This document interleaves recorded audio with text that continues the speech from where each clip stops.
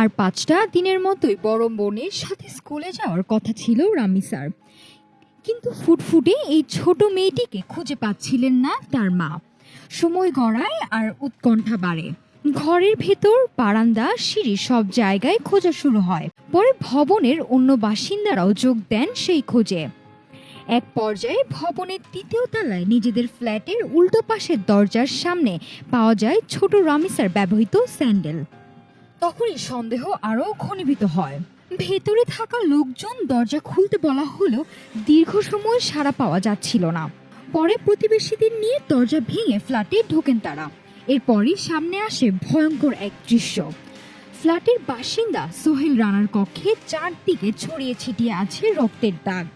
রক্তের উৎস খুঁজতে গিয়ে দেখা যায় খাটের নিচে থেকে মাথা ছাড়া একটা ছোট্ট মেয়ের লাশ অসহায়ভাবে পড়ে আছে। তবে রামিসার শরীর পেলেও কাটা মাথা এখনো খুঁজে পাওয়া যাচ্ছিল না। তারপর ছোট্ট রামিসার মাথা খুঁজতে চারদিকে তল্লাশি চালানো হয়।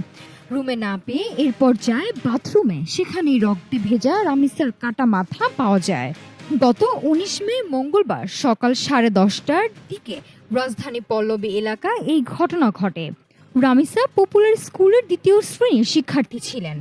পুলিশের ভাষ্য অনুযায়ী রামিসার মা যখন দরজায় নক করেছিলেন তখনই ভিতরে হত্যাকাণ্ড সংঘটিত হচ্ছিল। মূল আসামি জাকিরকে পালানোর সুযোগ করে দিয়েই স্বপ্না দীর্ঘ সময় দরজা খোলেনি। জাকির পালিয়ে যাওয়ার বিষয়টি নিশ্চিত হওয়ার পরেই দরজা খোলেন তিনি। ঘটনাস্থল থেকে তাৎক্ষণিকভাবে জিজ্ঞাসাবাদের জন্য স্বপ্নাকে আটক করে পুলিশ। রামিসার পরিবার ওই ভবনে দীর্ঘ 17 বছর ধরে বসবাস করেন। তবে অভিযুক্ত দম্পতি মাত্র 2 মাস আগে বিপরীত পাশের ফ্ল্যাটে ভাড়া আসেন। স্বপ্না জানিয়েছেন তার স্বামী জাকির বিকৃত যৌন লালসা পছন্দ করত এবং তার সাথেও এমন পাশবিক নির্যাতন করেছেন। রামিসাকে দেখে ভালো লাগার পরই তার স্বামী বাসা পাল্টিয়ে 2 মাস আগে এই ফ্ল্যাটে বাসা নিয়েছে। জাকিরের স্ত্রী স্বপ্নার ভাষ্যমতে ছোট রামিসাকে টেনে হিঁচড়ে রুমে আনার পর ধর্ষণ করার চেষ্টা চালায়। এতে রামিসা ছোট হয় তার রক্তক্ষরণ শুরু হয়। রক্তক্ষরণ টের পেয়ে জাকির দ্রুত গলা টিপে রামিসাকে হত্যা করে। এরপর কেউ যাতে টের না পায় তাই স্বপ্নাকে সাথে নিয়ে লাশ গুম করার জন্য রামিসার শরীর থেকে মাথা কেটে আলাদা করে ফেলে।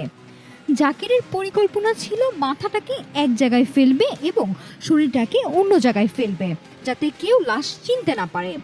কিন্তু এর আগেই রামিসার মা সামনে চলে আসায় সেটা আর সম্ভব হয়নি। জাকিরও ততক্ষণে জানালার গ্রিল কেটে পালিয়ে গেছে আর তাকে পালাতে সাহায্য করেছে তার স্ত্রী। নৃশংস এই হত্যাকাণ্ডের মাত্র 7 ঘন্টার মধ্যে প্রধান অভিযুক্ত জাকির ও তার স্ত্রী স্বপ্নাকে গ্রেপ্তার করেছে পুলিশ। নাফিসা সামিয়া, ঢাকা টুডে।